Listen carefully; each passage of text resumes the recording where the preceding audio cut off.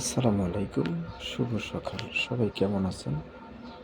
আজকের এই সকালটা পেলাম আল্লাহর দরবারে, এই জন্য শুকরিয়া আদায় করি। আলহামদুলিল্লাহ।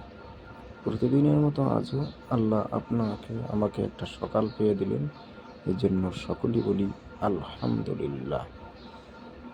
তো আসলে আল্লাহর প্রশংসা কখনো শেষ করার মতো নয়।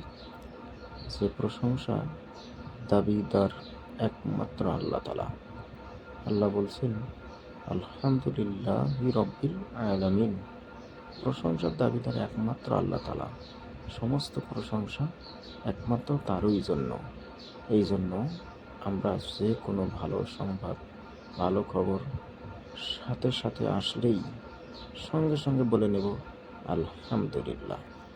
তো বন্ধুরা, সবাই আল্লাহর প্রশংসা করবেন এবং সেই সাথে সকল কিছু কাজকর্ম করার আগেই আল্লাহর স্মরণেই করবেন। আল্লাহর নাম নিয়ে শুরু করলে সেখানে বরকত পাওয়া যায়। আল্লাহর নামে কাজ শুরু করলেই বিশাল বরকত পাওয়া যায়।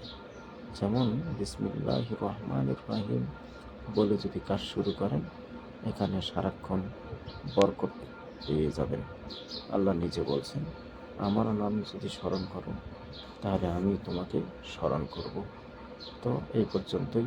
আসসালামু আলাইকুম।